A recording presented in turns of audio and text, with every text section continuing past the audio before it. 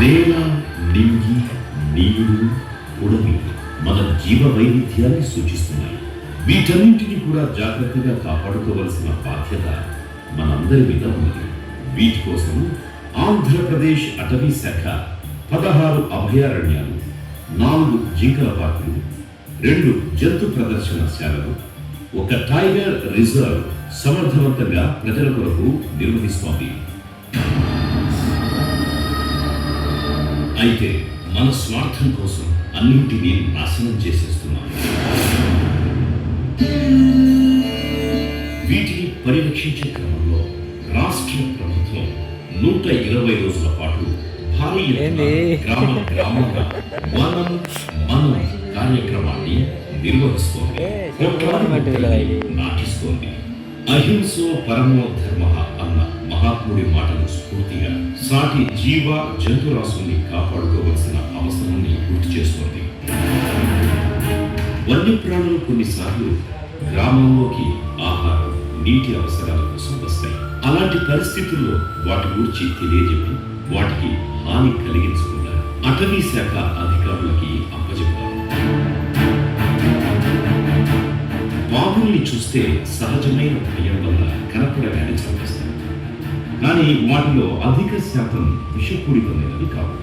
పాములు కంటపడగానే snake society వారికి కానీ అటవీ శాఖ వారికి కానీ ఫోన్ చేసి వాటిని తిరిగి అడవిలో వదిలివేయడంలో సహకరించండి. వన్యప్రాణుల బారిన పడ్డ వారికి ఒకవేళ పశువుల్ని ఎత్తుకుపోయినట్లయినా, ఏనుగుల వల్ల పంట నష్టం జరిగిన ప్రభుత్వం నష్టపరిహారం చెల్లిస్తోంది. వన్యప్రాణి సంరక్షణకై ప్రభుత్వం ఎన్నో చర్యలు చేపట్టింది. శ్రీశైలం వద్ద 3200 చదరపు కిలోమీటర్ల విస్తీర్ణంలో ప్రాజెక్టు టైగర్ పేరిట పులుల సంరక్షణ కేంద్రాన్ని నిర్వహిస్తోంది.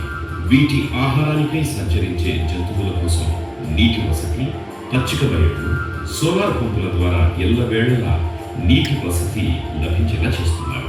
అటవీ పరిసర ప్రాంత గ్రామాల్లోని 650 మంది చెంచు యువకుల్ని ప్రొటెక్షన్ వాచర్స్ గా నియమించారు. నెలకు 10,000 రూపాయల ప్రోత్సాహం, రేషన్ ఇచ్చి అటు అరుదైన పులుల్ని, అతి విలువైన మానవ సంపదని కాపాడుతున్నారు. ఇంటి అవసరాలపై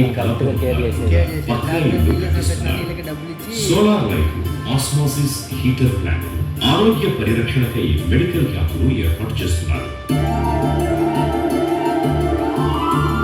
ఇంకా ఆంధ్రప్రదేశ్ అటవీ శాఖ వన్యప్రాణుల సంరక్షణకై రైతులు, ప్రజలు, విద్యార్థుల భాగస్వామ్యంతో ట్రైనింగ్, ఎక్స్కర్షన్, ప్రకృతి పిలుస్తోంది పేరిట కొత్త పద్ధతుల్ని పరిచయం చేస్తున్నారు. అంతరించిపోతున్న మడ అడవుల సంరక్షణకై కాకినాడ వద్ద కోరింగా అభయారణ్యాన్ని అభివృద్ధి చేస్తున్నారు. నేలపట్టు కొల్లేరులో బర్డ్స్ ఫెస్టివల్స్ నిర్వహిస్తున్నారు. మన రాష్ట్రంలో విశాఖ, తిరుపతిలో 2 జంతు ప్రదర్శనశాలలు ఉన్నాయి. వీటిలో అరుదైన జంతువుల్ని దర్శించి వాటి గురించి తెలుసుకునేలా ఏర్పాటు చేశారు.